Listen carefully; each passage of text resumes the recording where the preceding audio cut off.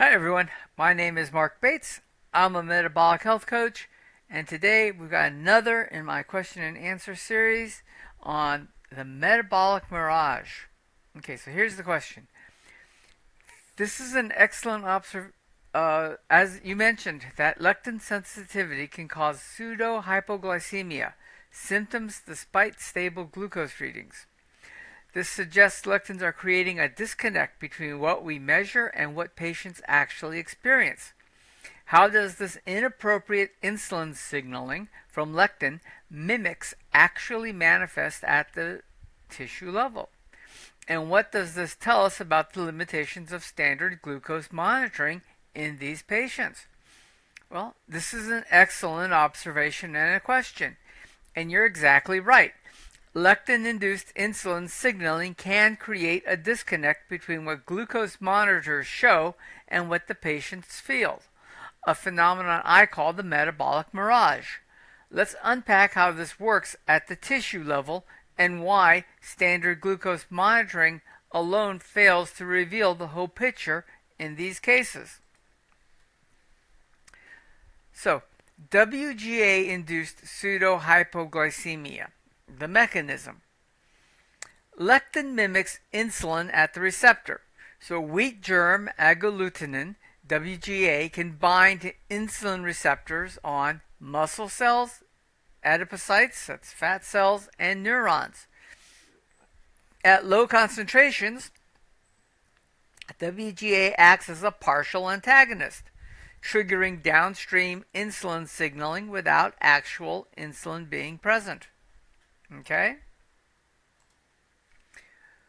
But at the tissue level, the tissue level effects of false insulin signaling are potentially problematic. This insulin mimicry leads to GLUT4 translocation to the cell membrane, primarily in muscle and fat. Glucose being shuttled into cells, reducing plasma glucose very slightly or not at all, but increasing intracellular glucose uptake, inhibition of lipolysis, shutting off access to fat-based fuel, and suppression of hepatic glucose output by acting on the liver indirectly through systematic signaling, right? So, your cells are still getting some glucose energy, but if you're trying to get into ketosis, this is going to be problematic. So you have a fuel crisis inside your cells. Now, because of this mimicry, this cell has been told, you've got energy incoming, store it. But here's the problem. No real energy signal is present, right? You didn't necessarily eat plenty of carbohydrates. Plasma glucose may not have dropped much, okay?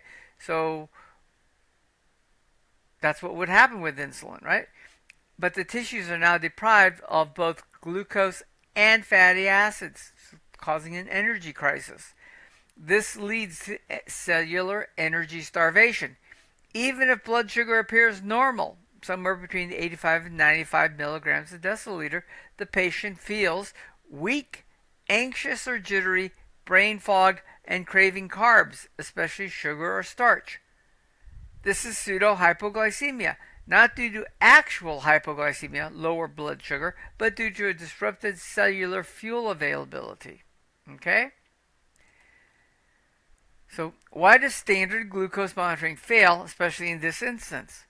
So, you got two types of glucose monitors. You've got the point in time, that's the blood test like I saw on the other slide, where you're pricking your finger and you're taking a blood test right then and there, or you have continuous glucose monitors. Those are all the new rave, where they stick something on your arm, usually, and it gives you a reading every 10 minutes or so, right? So throughout the day, 24/7. And those are good. I like those.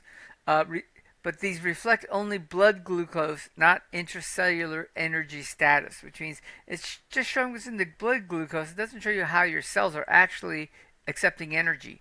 They cannot detect false insulin activity, suppressed lipolysis, mitochondrial substrate starvation, and fuel preference shifts in the brain. Your brain will shift to wanting to run on ketones fatty acid fuel given the preference. But the glucose monitors can't tell that. So a real key point here, remember, WGA or lectin mimics can drive energy deprivation at the tissue level, while CGM says normal range. So that's problematic. I like glucose monitors. I like the CGMs, but you got to understand where your body's at. They may be giving you false readings. Okay. So the subjective symptoms diverge from objective measurements, leading to dismissal by clinicians unless they understand the insulin mimicking effect of lectins. So if you're eating a lot of lectin plant product and your glucose seems to be okay, but you're feeling like you have no blood glucose, that could be part of it. All right.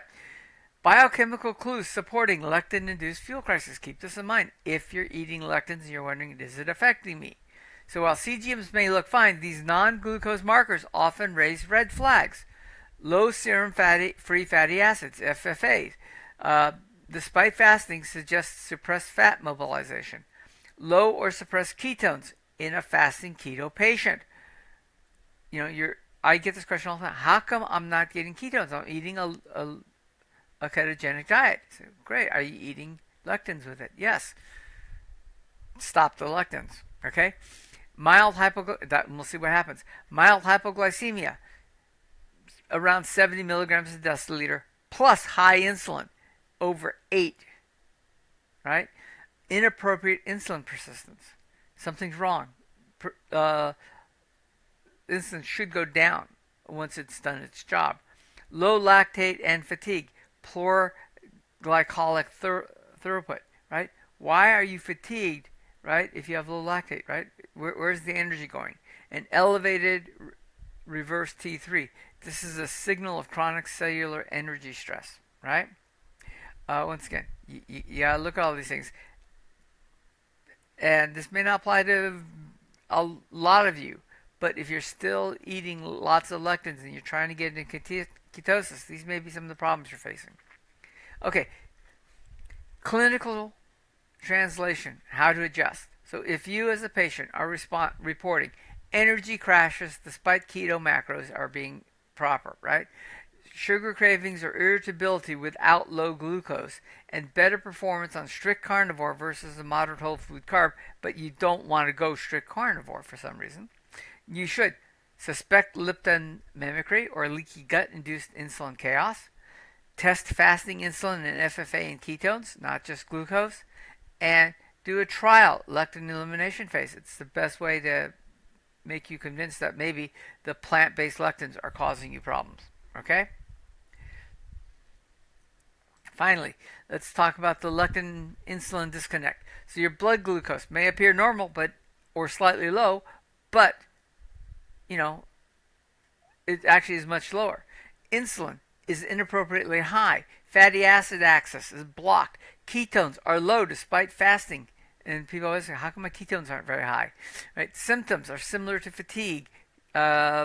Shakiness, anxiety is similar to very low blood sugar, hypoglycemia, and you're wondering what the heck's going on. The cause could be cellular fuel deprivation due to false insulin signaling. Right? Just think about that. One of the reasons why we do suggest getting rid of the lectins is that they cause all these problems. All right. Hey, thanks for watching. Once again, please like, subscribe, hit the bell button if you want to get notified. Thank you so much. Have a good day.